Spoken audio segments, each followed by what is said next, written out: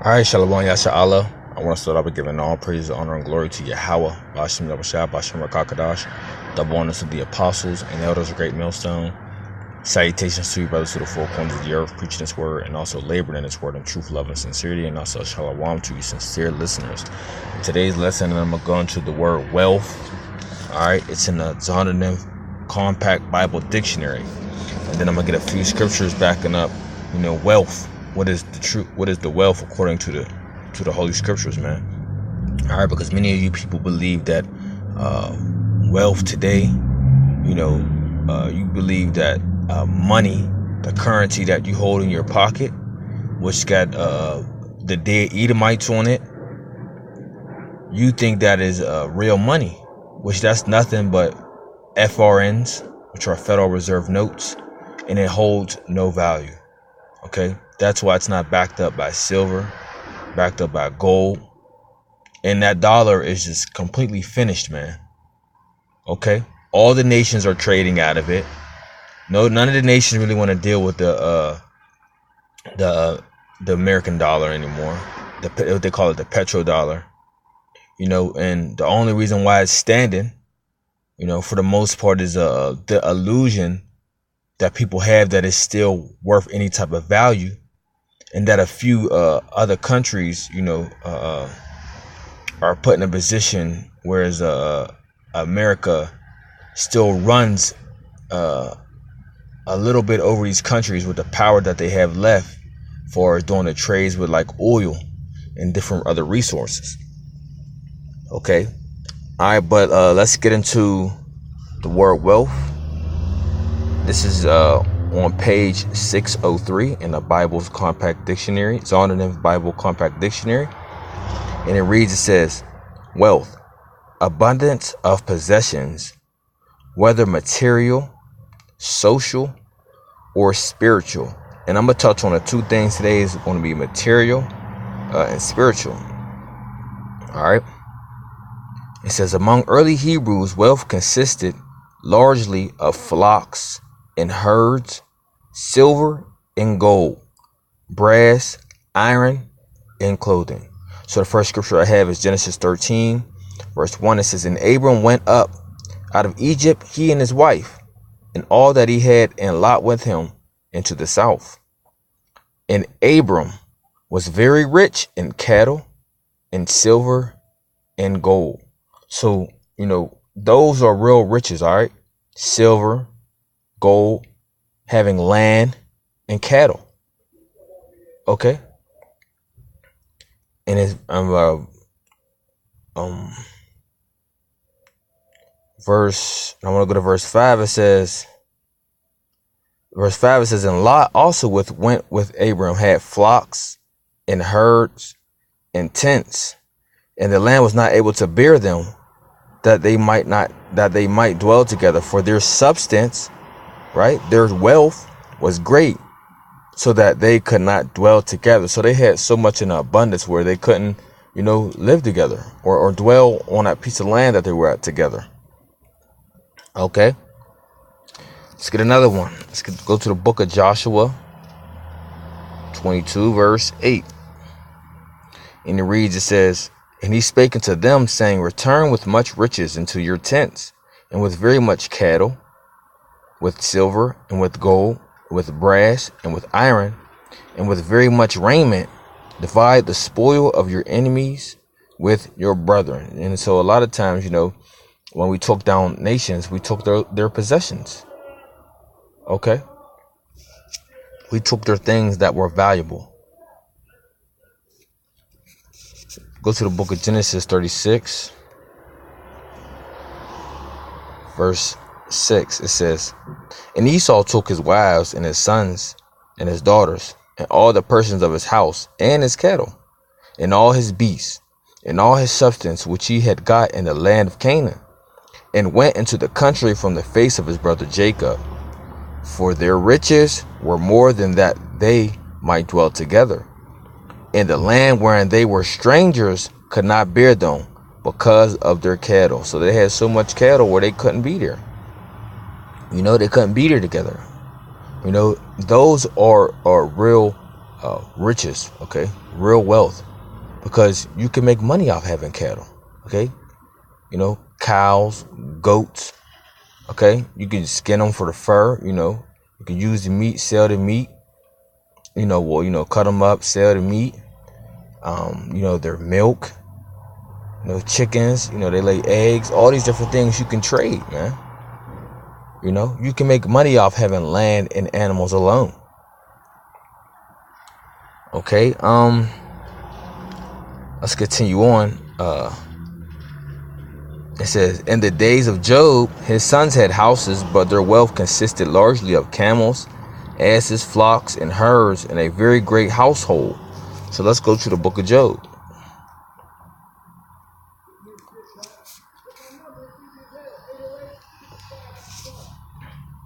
And it says, there was a man in the land of Uz whose name was Job.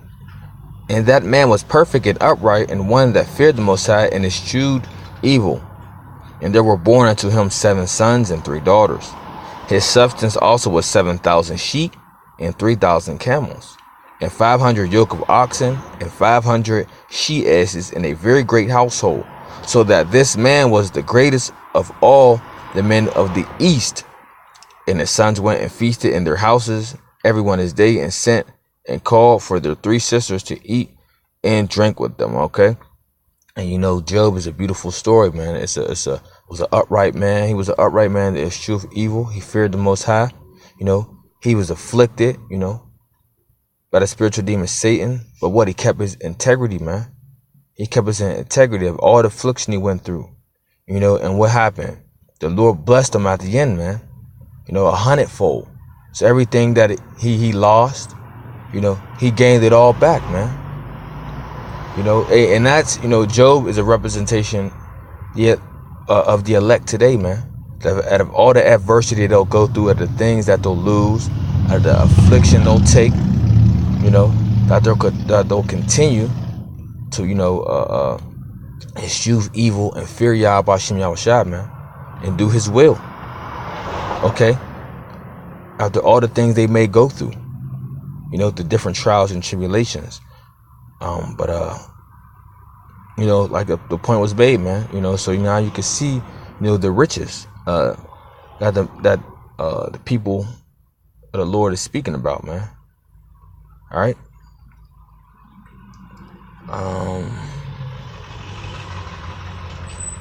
Oh yeah. How could I forget King Solomon? All right. This is not a deep lesson. This is just going over things of real wealth according to the Holy Scriptures. Okay, so it's nothing, too deep. All right. So let's go to the book of 1 Kings 10, verse.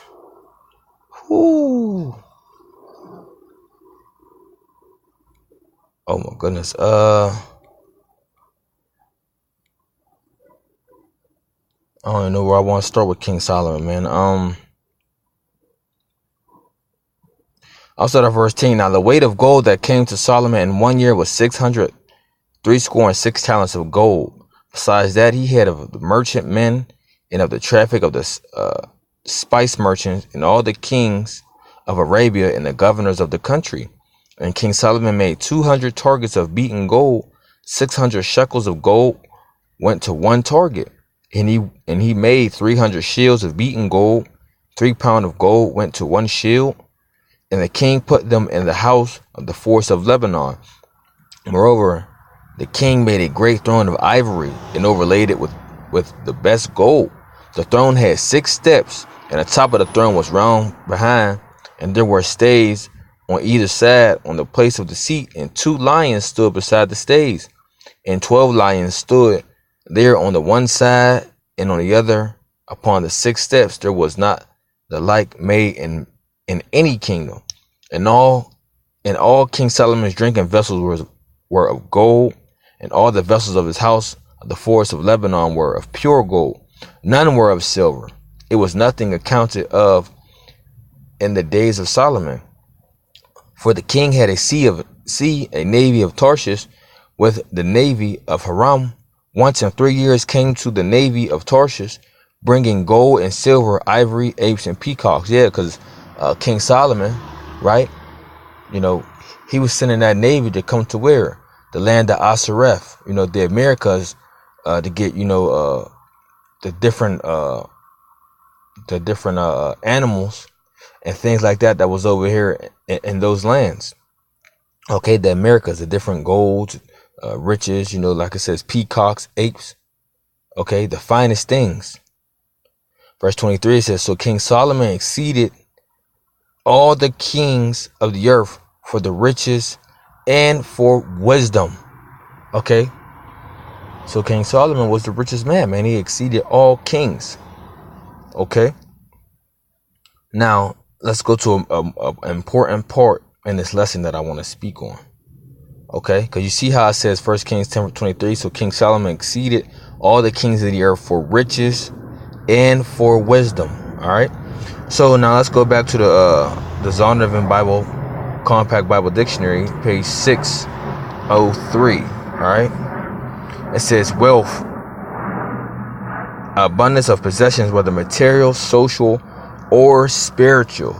Okay, because the riches now is the profit is the spiritual riches. All right, let's go to the book of Isaiah 45, verse 3. And it reads, it says, and I will give thee the treasures of darkness and hidden riches of secret places, that thou mayest know that I, Yahweh, which called thee by name, am the God of Israel. Okay, so what is these hidden riches, man? These is the secrets. These is the mysteries of the Holy Bible, man. These are the hidden riches. Okay, these are the treasures. Everyone cannot get this. Everyone cannot obtain these riches. People contain, just these false and fake riches of the world, but everyone cannot obtain the riches of the Holy Scriptures, which is the wisdom, knowledge, and understanding of the Holy Bible. Okay, that is the spiritual riches. I'll read this again. Isaiah 45 verse 3 says, and I will give thee the treasures of darkness and hidden riches of secret places, that thou mayest know that I, Yahweh, which called thee by name, am the God of Israel. So when it speaks of riches, it's not always just talking about the abundance of things, of the possessions that you have. Like I said, speaking about spiritual riches as well. Hey, in another scripture, the scriptures say, it says basically the possessions, a man's life is not based on basically the things that he have, the possessions that he have, roughly paraphrasing. Okay, let's go to the book of Proverbs 8. Okay, because these is the riches you should be focused on obtaining. Okay, the riches of the scriptures, spiritual riches. Proverbs 8 verse 10, it says, receive my instruction and not silver, you see, and knowledge rather than choice gold. For wisdom is better than rubies, and all things that may be desired are not compared to it, man. So all these different things, that I was going to, and nothing, money is a defense. Okay, don't get me wrong, money is a defense, But what's the use of having all these different things if you don't have wisdom, man? Okay, you don't have spiritual discernment, the wisdom and knowledge, understanding of the Holy Scriptures. All those things mean nothing. Okay, read that again. It says, for wisdom is better than rubies, and all things may be desired are not compared to it. I, wisdom, dwell with prudence and find out knowledge of witty inventions. So that's the point. I wanted to get into that and show you, out of all these things that I mentioned and going through, wisdom is the most thing you should choose to have, man. All right, look at King Solomon. Before he gained all them riches, what happened, man? He asked basically for the spiritual discernment, man. He asked the Lord how he can judge, his people righteously, man. Okay. So, man, money is the defense, but the real riches you want to focus your mind upon, is the spiritual riches, man. Okay, but with that, hope this lesson was edifying. I want to give all praise, honor, and glory to Yahweh, Bashem Yahushua, Bashem Rakakadash. Double honors to the apostles and elders of Great Millstone, and salutations to you brothers to the four corners of the earth, preaching His word and also laboring in His word in truth, love, and sincerity. And a shalom to you, sincere listeners. Shalom.